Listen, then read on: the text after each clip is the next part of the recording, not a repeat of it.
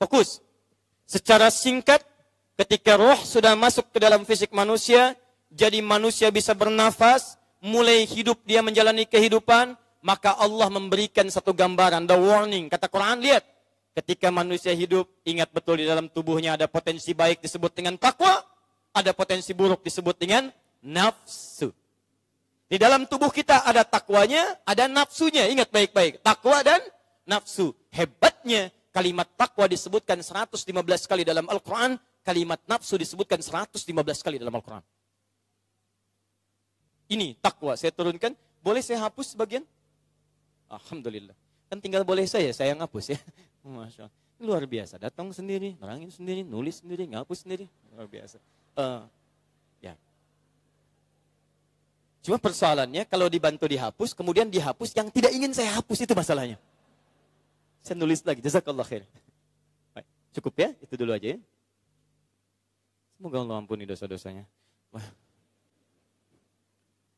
Lihat sini. Fokus. Saya persingkat, manusia. Tidak disebut manusia kecuali pertama ada fisiknya dulu. Ingat, manusia tidak ada fisiknya, cuma rohnya gentayangan. Baik. Kemudian ada rohnya. Roh. Fokus. Manusia fisik saja tanpa roh, mayit dia. Jadi ada mayit, itu beda. Ada mayit. Kalau mayit pakai tasydid, mayit begini. Ada tasydidnya. Itu artinya CM, calon meninggal.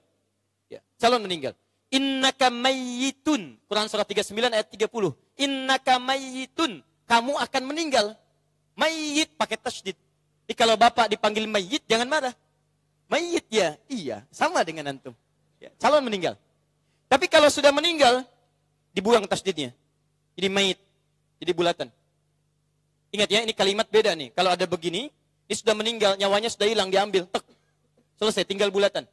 Makanya dulu di film-film kartun tempo dulu, kalau sudah hilang, ya, kemudian nyawanya diambil, ada bulatan di atasnya. Ya, ada Dragon Ball, ya, dulu waktu itu ya. Kemudian di Kamehameha habis, musuhnya Piccolo, gitu kan? Yang nulisnya Susuke Watanabe, saya hafal itu. Tapi saya nggak nonton. Nah, itu. Saya senang baca. Balik ke sini. Manusia disebut manusia, ada fisiknya, ada rohnya. Berkumpul keduanya ini, tapi ingat baik-baik. Ini membawa unsur takwa, puncak dari kebaikan. Yang ini membawa unsur fujur, yang nama lainnya disebut dengan nafsu. Nafsu cenderung mengarahkan pada yang buruk-buruk. Quran surah ke-12 ayat 53. Wa ma ubarri'u nafsi. Saya nggak bisa mengatakan saya orang suci karena ada nafsu dalam diri saya. Innan nafsala ammaratun bisu. Nafsu kecenderungannya menyuruh pada yang tidak baik. Nafsu negatif. Takwa positif. Awas. Kita belum masuk, ya tenang aja, kita kan sampai jam 11 ya. Sini. Lihat sini, ini baru awal-awal. Jadi ketika kita sudah terlahir, hidup sampai sekarang, Bapak Ibu mesti ingat betul. Dalam tubuh kita ada kecenderungan baik disebut dengan apa? Takwa. Ada kecenderungan buruk disebut dengan apa? Nafsu. Contoh paling gampang begini. Kalau ada panggilan sholat, baik atau buruk? Baik ya, makanya sholat disebut bagian dari takwa. Ya, dzalikal kitabul la raiba fi hudal lil muttaqin. Siapa orang takwa? Ayat 3-nya Al-Baqarah. Alladzina yu'minuna bil ghaib wa yuqimunas shalah. Ada panggilan sholat disebut dengan adzan. Sholat bagian dari takwa. Allahu akbar, Allahu akbar. Bukankah ketika ada panggilan adzan di hati kita ada getaran? Cepat, siap-siap, sudah adzan, sudah adzan. Ada kata-kata itu? Ada, karena ada nilai takwa dalam diri kita. Cuman masalahnya ketika adzan selesai, yang satu bilang, tenang, baru adzan, belum komat. Sholat kan nomor 2, tuh bubur ayam nomor 1. Pernah ada perasaan begitu? Pernah, sholat nomor 2, sinetron nomor 1. Sholat nomor 2, status nomor 1. Sholat nomor 2, WhatsApp nomor 1. Apa yang membisikkan itu? Nafsu namanya. Jelas ya? Awas hati-hati, cek kalau ingin gampang. Anda keluar dari sini, iseng-iseng pakai sendal temannya. Begitu mau dipakai, ada penolakan di hatinya. Jangan, itu bukan sendal kamu. Jangan, itu bukan sendal kamu. Jangan, ada seperti itu. Itu takwa namanya. Tapi ada yang takwanya sudah ketutup nanti dengan penyakit hati. Begitu dipakai, jangan, itu bukan punya kamu. Jangan, bukan punya kamu. Punya kamu yang lebih bagus lagi yang itu tuh. Nah, ini yang bahaya. Nah, sekarang lihat. Bagaimana cara memanage ini supaya mudah menangkal penyakit? Saya belum bicara penyakitnya, tahan sebentar. Ini sebetulnya bahasan saya sudah buat silabus dan kurikulumnya sejak dulu. Ini 30 kali pertemuan. 30 pertemuan harus saya rangkum dalam 1,5 jam. Ya. Jadi mudah-mudahan Allah memberikan kemudahan. Sampai besok subuh. Ini 115 kali disebutkan. Ini 115 kali disebutkan. Perhatikan. Kalau hidup kita ingin tenang, ingin nyaman, mengolah keduanya ini, maka ada rumus dalam Al-Quran. Bapak Ibu sekalian, lihat baik-baik. Lihat baik-baik. Fokus. Takwa tadi sifat apa? Baik. Nafsu sifat apa? Sekarang lihat turunannya. Ketika Allah menciptakan sifat baik, maka saat bersamaan ada lawannya yang buruk. Ingat baik-baik itu. Misal, Allah ciptakan ini sifat baik, jujur. Saat Allah menciptakan jujur, ada lawannya. Namanya dusta. Mau Anda katakan tidak ada dusta di antara kita, tetap sifat dusta ada. Cuman bagaimana menjaga itu tidak muncul itu persoalannya. Ini misalnya kita hadirkan sifat misal tawadhu, rendah hati.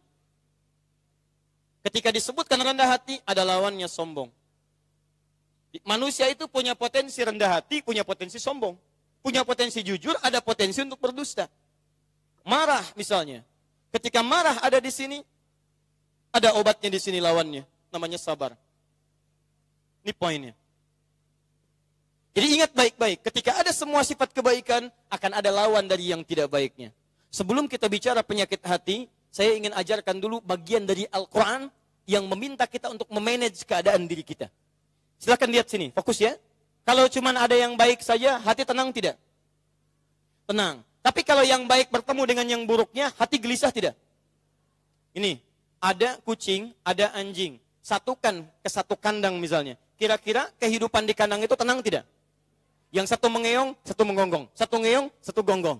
Yang lebih parah masukkan tikus ke dalamnya. Wah luar biasa. Tom, Jerry, Doggy kumpul di situ tiga-tiganya. Gak selesai-selesai. Nah teman-teman sekalian, karena ini berkumpul dua sifat baik dengan buruk, bertemu di satu tempat, maka keadaan tempat itu tidak pernah tenang. Kadang naik, kadang turun. Kadang tenang, kadang gelisah. Kadang pengen sabar, tapi kadang gregetan pengen marah. Ada kadang-kadang tenang, tapi kadang-kadang gelisah luar biasa. Kadang-kadang bisa tahan, tapi kadang-kadang gak bisa ditahan. Komen nih, komen. Tulis status, nunggu komen. Tahan tangan, tulis tangan. Pernah keadaan seperti itu? Karena tidak pernah tenang, selalu bolak-balik. Dalam bahasa Arab, bolak-balik disebut koluba. Sifatnya disebut dengan kolbun. Maka tempat keduanya ini, takwa kemudian juga dengan fujur, bertempat di satu tempat yang dalam Quran disebut dengan kolbun. Jamaknya disebut dengan kulubun. Kolbun. Di kolbu itu pada asalnya bukan hati secara fisikal terjemahannya. Jadi kalau disebutkan kolbu dalam bahasa Al-Quran, itu bukan hati fisik. Bukan heart. Atau jantung dalam bahasa dokteran misalnya. Tidak.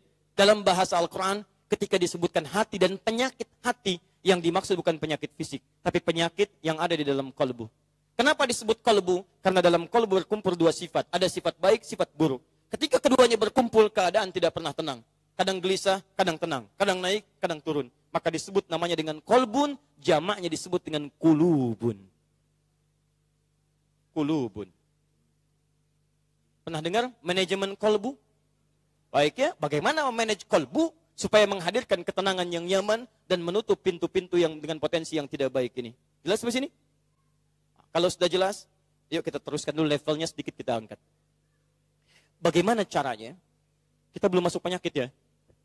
Bagaimana caranya supaya kolbu ini bisa kita jaga ketenangannya dan tidak dominan sifat-sifat fujur atau nafsunya.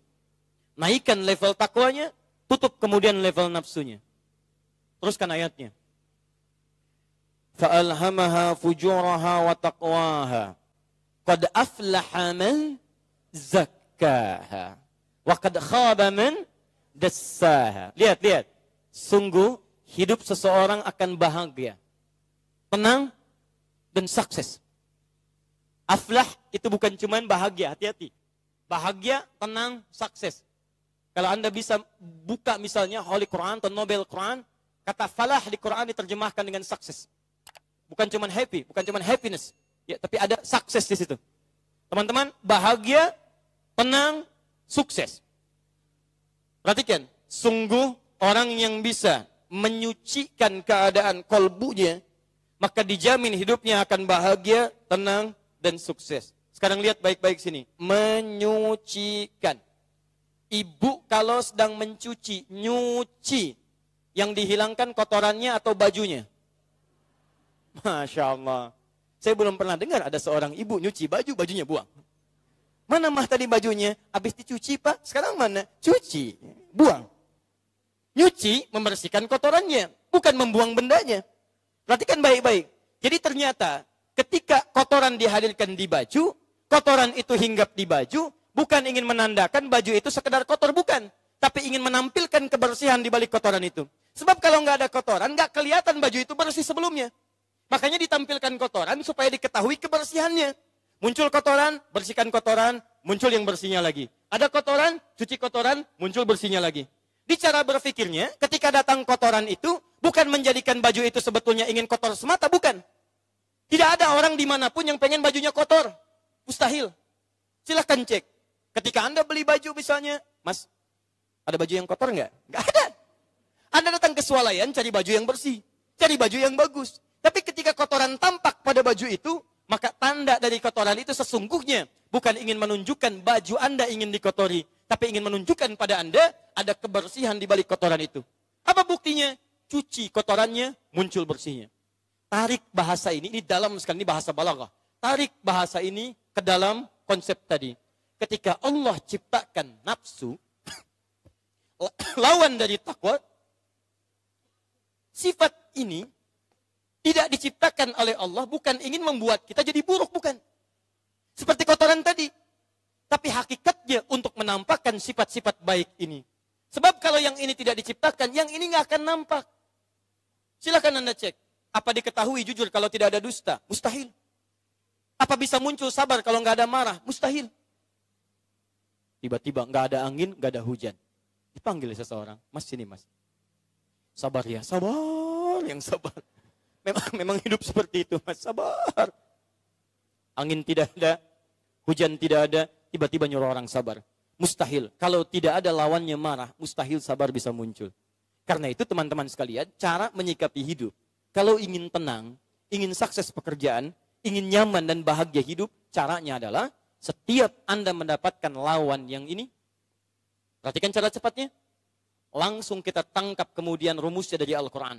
Allah ketika menghadirkan ini bukan ingin menjadikan hidup saya sulit, tapi ingin menampakkan sifat baik yang hadir pada diri kita. Contoh cepat. Sama semua ada lawannya. Batuk lawannya apa? Obat. Baik ya. Obat batuk apa diantaranya? Air. Ya. Bagaimana cara mendapatkan airnya? Minum ya. Bismillah. Alhamdulillah. Contoh. Saya agak cepat. Nanti kita praktek. Apa lawan sabar? Marah. Ketika marah ditampakkan oleh Allah dalam kehidupan kita, sebetulnya Allah bukan ingin menjadikan diri kita pemarah, bukan. Tapi sesungguhnya Allah ingin menampilkan dan mengangkat sabar dalam diri kita. Sebab kalau nggak dibuka marah, nggak ada katalis untuk meningkatkan sabar. Makanya diciptakan berbagai persoalan supaya yang baik muncul. Nah, cara cepatnya, kalau Anda sedang berhadapan dengan masalah-masalah yang buruk, cepat cari lawannya. Karena itu tanda dari Allah, sifat baik Anda ingin diangkat. Contoh, ibu misalnya di rumah, tiba-tiba suami datang dari kantor. Begitu pintu rumah dibuka, wajahnya langsung mengeluarkan rona marah. Masya Allah, begitu dibuka, lama banget sih. Bisa. Kenapa Pak? Ikut-ikutan aja. Masalah di kantor dibawa ke rumah. Ketika ibu dapatkan suami marah, sesungguhnya marah itu dititipkan oleh Allah pada suami, bukan ingin menjadikan suami pemarah, bukan. Tapi ingin mengangkat sifat sabar dari dalam diri ibu supaya muncul ke permukaan. Sebab di masa yang akan datang, ada masalah lebih besar lagi daripada yang ini. Kalau ibu nggak bisa sabar sekarang, bagaimana bisa mengatasi yang akan datang? Itu poinnya. Jadi ketika ibu menemukan suami datang dalam keadaan marah, itu tandanya saya diminta sabar. Jadi berbahagialah ibu kalau suami sedang marah. Itu artinya kesabaran pada istri itu diangkat, ingin dinaikkan. Bukankah sabar mendekatkan ibu dengan Allah? Innallaha ma'as sabirin. Allah dekat dengan orang sabar. Ibu pengen dekat dengan Allah? Caranya sabar. Sabar bersanding dengan marah. Jadi ketika ibu misalnya dapatkan suami marah, itu tandanya Allah sedang ingin mendekati ibu. Dan jauh dari suami. Lihat sini. Bapak juga sama, Pak. Ini cara memang unik ya. Misal, bapak pulang mendapati istri sedang cemberut. Ketika istri cemberut dititipkan pada istri bukan ingin menjadikan wajahnya tidak patut, bukan. Tapi Allah titipkan cemberut supaya bapak cari lawannya. Apa lawan cemberut? Senyum. Sebetulnya beres masalah. Datang ke rumah istri cemberut. Masya Allah, saya senyum. Mama, tumben cemberut. Kayaknya kena. Masya Allah jadi. Dah. Selesai. Sebetulnya tidak mudah ini. Tidak mudah. Ringan diucapkan, tidak mudah dipraktekkan. Betul. Saya katakan Bu ya, Ustadz juga sama. Makanya jarang ada Ustadz bawa istrinya. Jarang. Ini live ya. Aduh, bahaya. Kita selesaikan di rumah, Bun. Tapi sebetulnya begini. Jadi menemukan yang jelek, datang yang baik. Jadi kalau kita sedang melihat yang buruk, Allah sedang menetapkan kebaikan dalam diri kita. Yang harus diangkat. Sama dengan Anda, nggak pernah pengajian, tiba-tiba datang ke pengajian, ada yang mencela.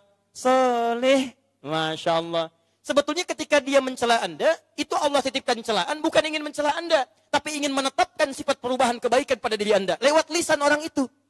Diberbahagialah Anda ketika berbuat baik dicela orang. Artinya dengan celaan itu Allah mengukuhkan kebaikan dan perubahan pada diri Anda. Dan nggak usah dibalas. Soleh emang. Anda berubah lagi. Jelas ya? Nah ini konsep yang kelihatan sederhana. Tapi luar biasa kalau dipraktekkan damai kehidupan kita. Saya pernah contohkan dan sering di setiap kesempatan. Saya contohkan teman kita yang di Karawang itu. Rumah tangganya luar biasa. Mempraktekkan konsep ini Pak. Ya anaknya 3, soleh, istrinya juga demikian, soleha. Satu kali suaminya pulang dalam keadaan lapar, panas, capek. Lapar, panas, capek. Pulang ke rumah, sambut istri. Biasanya makanan sudah siap, karena ini pulang lebih cepat, makanan belum siap. Tapi biasa standar, datang, cium tangan, senyum. Mah, lapar nih. Papa duduk dulu deh, mama buatkan mie sambil nunggu makanan jadi. Dibikinkan mie ceritanya Bu. Ini nyata, saya tidak mengarang cerita. Begitu dibuatkan, karena sedang, kalau dalam bahasa Jepang itu pabaliut Pak namanya, ya, ada ngambil ini, ngambil itu, ngambil ini, ngambil itu. Kemudian lupa yang dimasukkan ke dalam mie itu bukan bumbunya, garam. Yang untuk sayur, sesendok dimasukkan ke mie. Kan suasana jadi tidak menentu Bu ya. Yang kepikirannya sayur, yang dimasukin garamnya ke mie. Aduk, aduk, aduk, aduk, aduk, aduk. Tampilan luar biasa, wajah ditata, senyum luar biasa, datang kepada suami. Pak, ini menahan lapar dulu, hebat. Mie, garam 1 sendok. Saya mau tanya pada Bapak nih. Bapak datang, capek, lelah, suasana panas, tiba-tiba dalam keadaan lapar dihidangkan mie dengan garam 1 sendok. Suapan pertama mulai dirasakan. Pertanyaan saya, apa respon Bapak pada saat itu? Ibu dengar nih, ciri suami soleh. Apa responnya? Astagfirullahaladzim. Gimana sih, Ma? Sekarang lihat. Yang lihat. Begitu sendokan pertama masuk, terasa mie itu asin. Lihat praktek ayat ini. Apa lawan dari asin? Manis. Ketika terasa asin, maka beliau cepat mengejar kalimat-kalimat yang manis. Sayang. Manis. Anak 3 udah lama jarang dipanggil sayang. Tiba-tiba keluar sayang. Baik. Ma. Iya Pak, lama rasanya kita nggak makan berdua. Luar biasa. Sini duduk samping Papa. Masya Allah. Belum selesai, manis Bu, manis. Manis. Tapi belum selesai, puncaknya bukan manis lagi, giung. Ya, manis banget. Lihat bagian ketiganya. Wah ini luar biasa. Perhatikan. Sini Papa suapin. Lama rasanya nggak makan berdua, duduk samping Bapak. Sini Papa suapin. Siapa yang tidak kelepak-kelepak dengan demikian kalimat? Apa yang terjadi? Istrinya senang. Begitu disuapi, Allahu Akbar. Dia baru sadar ada yang keliru. Begitu dimakan, Allahu Akbar. La haula wala quwwata illa billah. Kalau ibu jadi istrinya pada saat itu apa yang terjadi? Tidak. Bukan senyum, bukan ketawa. Ini istri luar biasa. Dia ingin memberikan bakti terbaik pada suaminya, tapi salah dalam membuatnya. Tiba-tiba Bu, turun kemudian kepalanya. turun ke kaki suaminya, menangis di kaki suaminya. Maafkan mama, mama tidak sengaja. Masya Allah, nangis istrinya. Nangis lawannya apa? Begitu nangis saja suaminya tertawa. Emang jangan begini, ayo bangkit. Apakah cuma bilang, lama rasanya kita nggak makan berdua. Masya Allah. Akhirnya apa yang terjadi? Gara-gara garam 1 sendok, teman-teman sekalian, muncul cinta bersemi, rindu itu tiba-tiba datang ke dapur, masak bersama, hilang lapar. Lapar hilang, masak sama-sama, ya sayur dicicipin, mie diterusin, apa yang terjadi? Gara-gara garam 1 sendok, manis muncul dalam lingkungan keluarga itu. Nggak percaya, pulang dari sini, bikin bu, mie 1 sendok garam. Demi Allah saya katakan, rasakan perbedaannya, bedakan rasanya, dan pasti akan terasa bedanya. Begitu dimakan, ini mie yang Ustadz bilang tadi ya.